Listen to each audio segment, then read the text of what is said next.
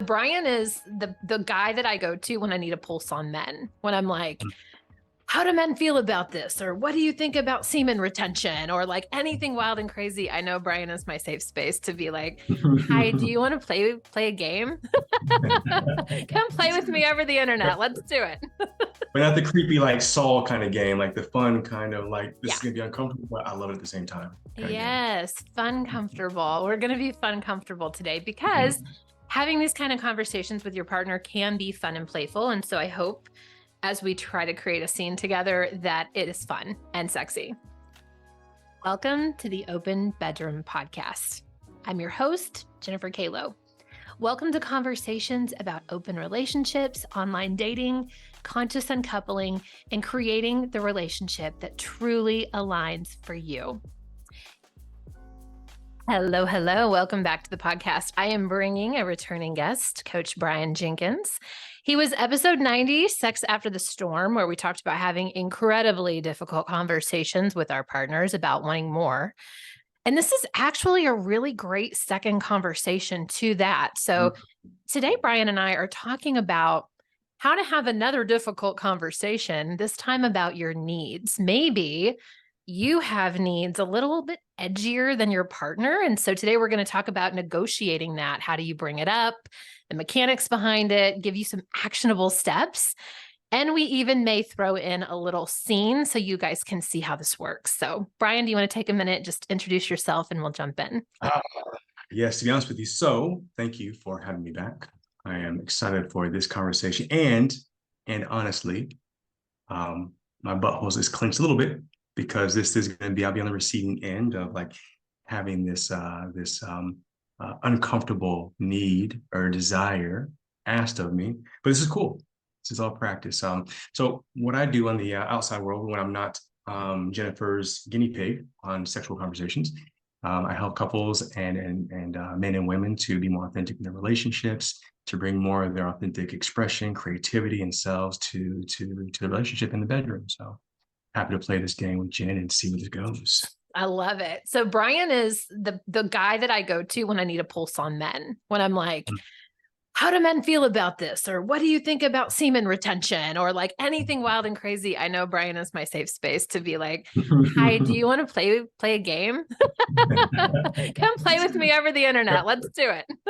But not the creepy, like Saul kind of game, like the fun kind of like, this is going to be uncomfortable, but I love it at the same time. Yes, fun, comfortable. We're going to be fun, comfortable today because having these kind of conversations with your partner can be fun and playful. And so I hope as we try to create a scene together that it is fun and sexy. So first, let's hear from Brian because, of course, he is our guru of men. And so let's hear, Brian, I'd love to hear from you. Well, let me take a step back and kind of set this up. So as a coach, also sex and relationship coach on my end, mostly for women, also for couples, I see a lot of women leading forward in the relationship with, I've reached a certain age. I'm going through a midlife awakening. I need more. I need more sex. I need more vibrancy. I'm explorative. I'm curious. I want something else too. Like not something else, but I want something and like, here it is. And I want to play with you, my partner who I love, who I've been with for a long time. And a lot of times I'm finding the men being resistant or their buttholes being clenched or curious as to, well, for 20, 30 years, this has been great. Like, why are you fucking trying to change things? So can you give us some insight as to, especially for the women, why are our men not just following suit? Why are they not excited? Why don't they just want to help lead this with us? Like what's going on inside of our guys? Yeah, really great question. Multi-pronged. I'll start with what I think is probably the obvious one is we may not know how to trust the desire or their quest, right? So let's keep with the scenario. Let's say that you've never really asked of this change or just for spice or to switch it up. And it's been 20, 30 years and he's kind of like, maybe in a lot of ways settled for this kind of like vanilla kind of sexual engagement, right? And perhaps what you're suggesting is something that he's desired and been craving for decades now. But he just kind of assumed or just accepted that it's not going to happen because of whatever reason, right? Difficult conversations. Now you present this freaking fantasy on a platter to him. And for us, it's like, well, what's the catch? Like, is this a gotcha? Are you just trying to see like where my freakiness is? But it's like really going to say, haha, I'm not into this stuff. Is this potentially, have you seen something? Have you experienced something? And now are you perhaps like poking at insecurity that I have? Because it's kind of like out of left field. It's almost like sometimes how they say, like I've heard this and I don't know exactly how it was said, but essentially if your woman randomly changes like to very, normal plain Jane kind of like bras and underwears, now it's like fancy and lacy out of nowhere, be concerned. Why? Because if it's not for you, who's it for, right? And so that may not be the case for the woman. She just may be in this phase where she wants to explore, but I can't imagine it's for me. It has to be someone else, So you might be tapping into our insecurities. And I think the last part is we perhaps may have never experienced that, and so our performance anxiety may come in, right? We may be like down for it. It's like almost like a dog that chased the car, but then once it gets the car, it doesn't know what to do with the car. It's like, oh shit, like, oh, I got it now. Now what happens? Like we've wanted this fantasy forever, and now it's here. It's like, oh man, not to actually like be in it. Like, what if I look stupid? What if I mess it up? What if I know how to do it? Right? So there's a whole bunch that could be like wrapped up in there. Okay. One thing that you didn't touch on that I'm curious about is, what if she comes to him or your partner comes to you with something that feels too edgy? It's just too much. Then what? Like, how do you navigate that? Because one of the things that I mentioned, before we hit play is I want to make sure that we're not yucking our partner's yum, that we are honoring that our partner is being very transparent, and that's really scary. And they're being honest and they're bringing their heart and they're saying, I want to try this thing, or I want us to go in this direction, or I want us to be explorative. And if you're like shitting all over that, like, what does that do to the other person? And why are you clenching? And like, do you have any thoughts around that?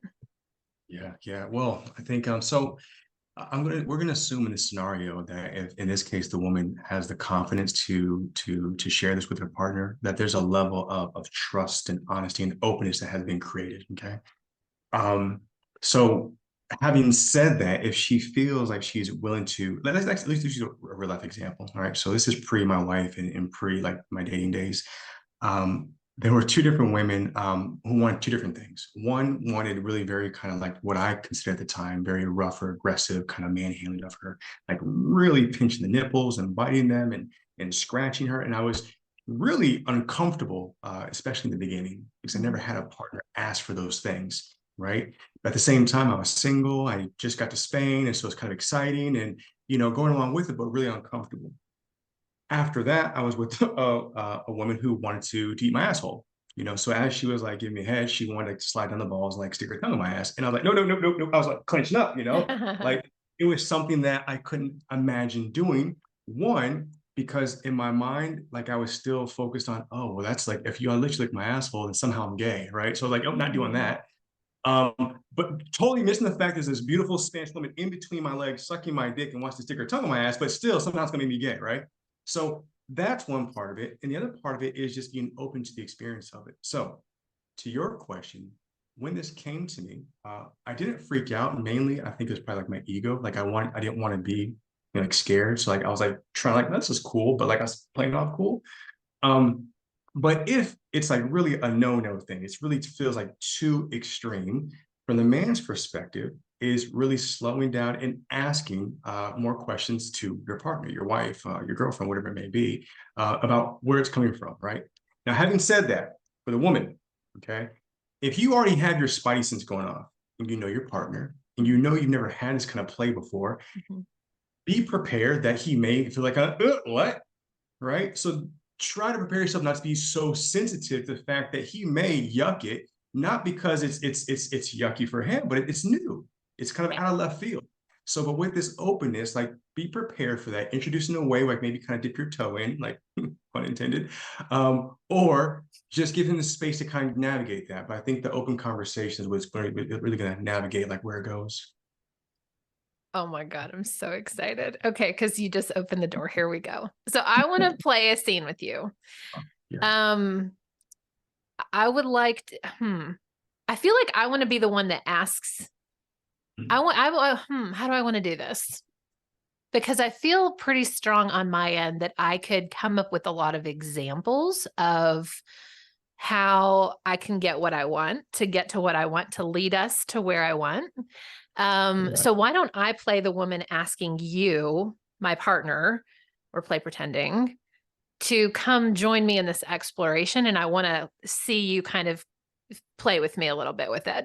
Cool. Well, set the scene. I mean, make it sexy, Jen. Like, I'm how long going have you to. been together? Like, what's our sex life been like? Like, where are we at? Are we on Oh, you want the whole vacation? Are we background? at home? Set the scene for Okay, me. here's the scene. We've been married for a long time, maybe let's say 30 years. So we are in our 50s. Does that make sense? Yes. We're in our 50s. Our kids have now left the house. We're empty nesters. Life is quiet and kind of boring. Mm. We've been together so long that, we still have sex, but it's kind of like every now and then. And I all of a sudden am like stepping into who I am, having my midlife awakening. I might even be like premenopausal. And I'm like, holy fuck. Like, I don't know what's happening, but I'm feeling super sexual. And I want to share this with you. And I want to lead us into some exploration. Is that good? No, I think it'd be helpful for the women listening. Is there anything in particular that has sparked this sexual like renaissance? Like, did you read a book? Did a girlfriend tell you something, or it just happened? Ooh. I think, again, in this pretend situation, Mhm. I have just started to become more aware of my body Okay, and yeah, that I'm feeling more turned on by things, by looking at other men, by maybe a movie that I watched, by maybe my own body is starting to feel awakened. And so I'm yeah, yeah. like, ooh, I want to start to kind of explore that. Yeah, beautiful. So let's just say, because and I'm asking this in this way because I have seen this again with my clients as well, especially the women, is maybe not even using your body, like being a bit conservative for most of your life, Okay. and almost feeling like now it's getting to the point where it's not going to be the same shape, the same, everything. Like it's only Yeah. going to be kind of more loose. So now, like, while you still have this sexiness, this tension, this excitement in it, you still want to use it. Let's go for that. Okay. Sound good? Yeah. Okay. You ready? Yeah, so we're in the kitchen, bedroom, park. We're having a conversation. Oh Maybe we're yeah, just having some coffee together and we're like snuggled in the living room. Okay. We're not in the bedroom at this point. okay. This is a safe Okay. space. So Brian, I know that we've been together forever and I feel like our relationship is stronger than it's ever been. And I'm so grateful to be married to you, partnered to you, doing this life with you. You're exactly the kind of man I always wanted to be with. And what's been interesting is as I'm getting older, I'm actually feeling more sexual than ever in my body. And I'm realizing, again, as we're getting older, my body's shifting, it's changing. And I'm actually feeling more sexually empowered than ever before. And Yeah. I would love to try some new things. What do you think? Well, let me just say that you're more radiant than ever, and it's been a pleasure being in life with you. And so, yeah, I'm down. So, what ideas do you have in mind? Okay. Well, I've been thinking because we've had sex for 30 years, together. I was I thinking, know that look in your eye. I've seen that before. Okay, where's this going? I've been thinking it would be really fun to maybe have someone watch us somehow or to watch other people. Like I want I want us to just kind of feel this energy of like opening and Yeah. like I think that would be maybe a good first step and then I have a few more ideas. So like how do you feel about that? Okay. Well, to be honest with you, I think it's a little weird, but actually exciting when I think about it. I mean, do you have any ideas of like who you want us to watch us, like friends or kind of people in public, or I what are you think this thinking? is the strangers thing. I was Yeah. thinking the Yeah. other night how fun it would be while we were making love. I was thinking how fun it would be to open up the curtains. Like that felt really Uh-huh. edgy that maybe The someone in our neighbors can see us. neighborhood might see us. All right. Okay. The neighbors. The Even na- this, oh, okay. this, Well, this. Miss Okay. Johnson. I mean, we're in our 50s, so it's not like we can go have, sex in the car. So, well, maybe there's some other, well, maybe we rent an Airbnb somewhere that people don't know us. And then we could maybe be a little bit edgier. Like maybe we could skinny dip outside in the hot tub at this Yes, yes, Airbnb, yes, or yes. maybe in the middle of the day, we leave the drapes open and we make love by the window. What do you think? I love that. I love that. Actually, like you're giving me ideas going like, let's get an Airbnb by the beach and have sex on the beach. And if people walk by, they walk by. They enjoy the scene. Okay, that's really edgy. But you gave me material. Well, that feels a little bit too fast for me.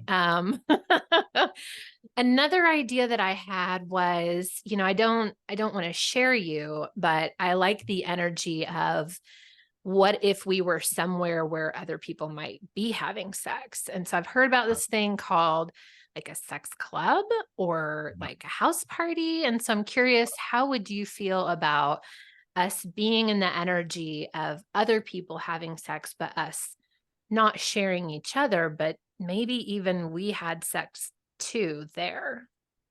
Yeah. Okay. So where's this coming from? Like, I love it. Like, this is exciting, but I've never known you to be so adventurous. Like, is this what Okay, so I haven't told you, but I've been exploring with like female created porn. So I've been listening to these audio stories and I've been watching a few scenes, and the ones that I noticed that get me really excited are when someone's watching or being watched. And for some reason, like that voyeurism thing or the exhibitionism thing, even like both of them, they really, I just find it really curious and also thrilling. Okay, cool. Now, look, so thank you for offering the conversation. It's exciting, but I'll be honest with you, there's a part of me that feels like, but are you happy with our sex life? Are you happy with me? Or is this just like kind of the next level? Absolutely. I'm super, I said absolutely. Absolutely. I'm super happy. Like, what is she really feeling? I'm super happy. And I just feel like, how can we take it up a notch?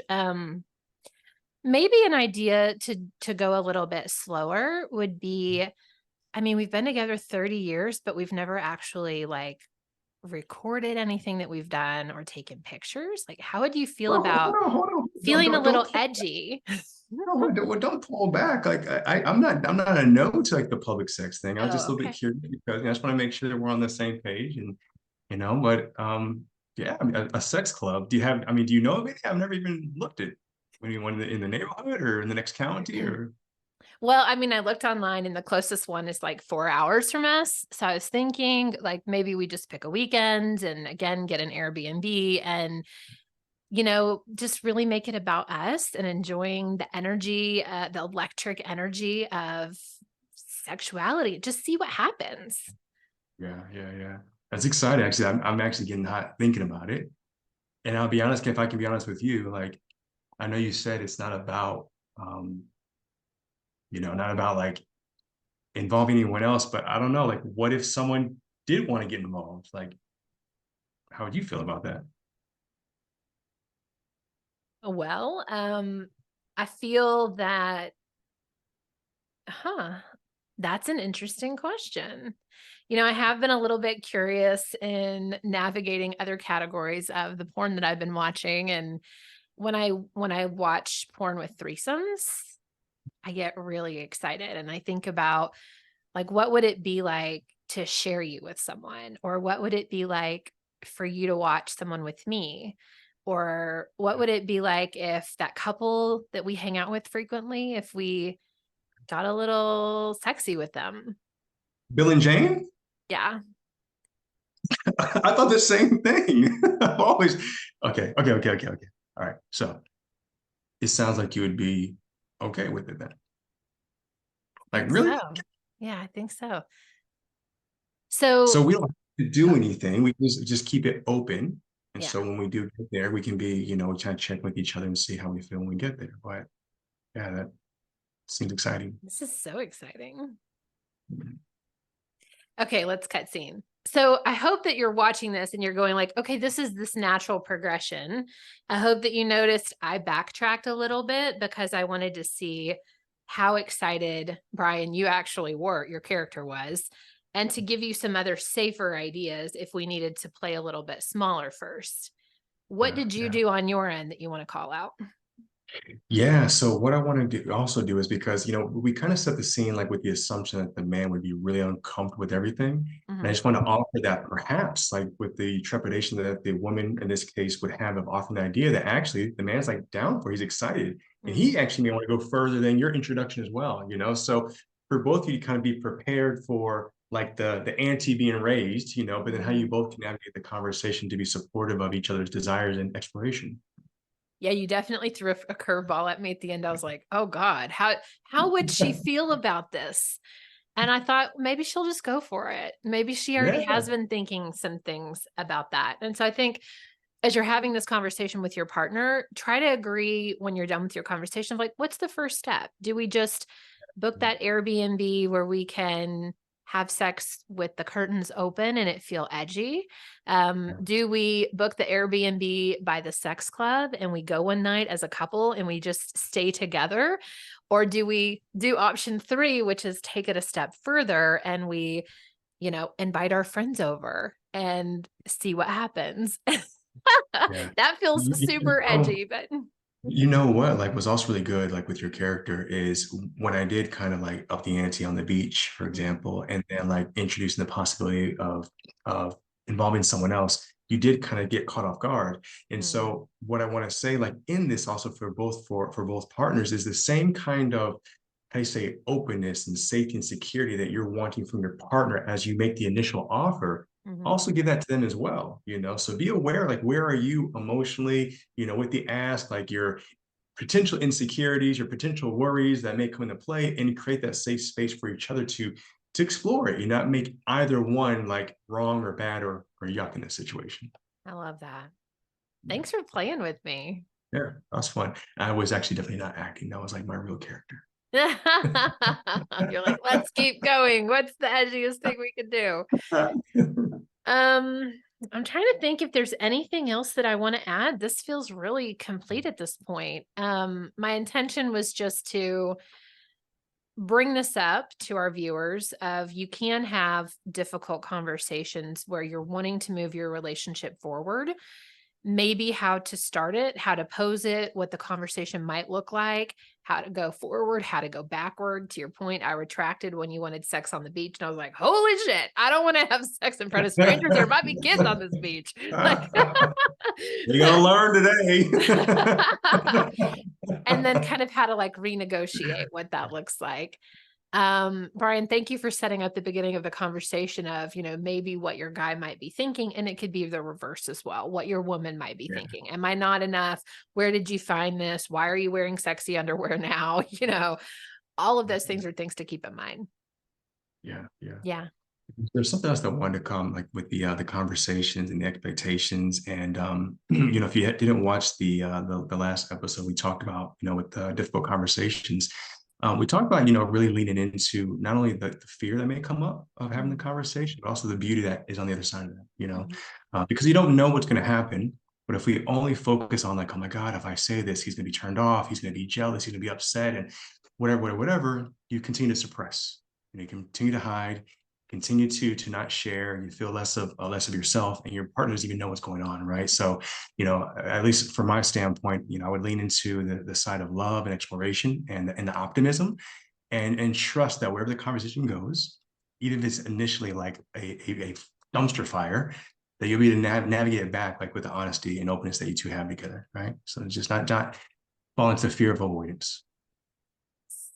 And I guess the last thing I want to leave our people with is difficult conversations are difficult. And sometimes it really helps to get a coach, to get somebody to help you have them. And both Brian and I work with couples, individuals. Like I said, he's my man coach that I go to when I need man questions answered. And so feel free to reach out to either of us if you need someone to kind of hold your hand through this conversation.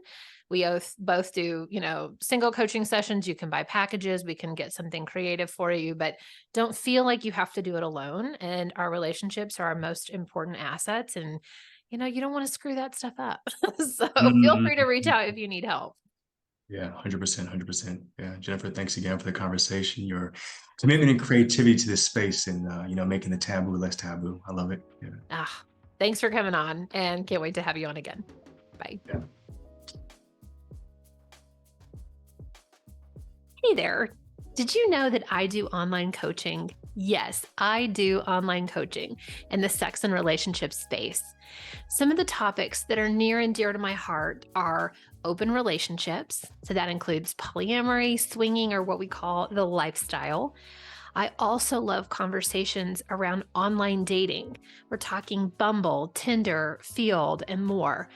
And then the last thing that is really passionate and close to my heart is conscious uncoupling.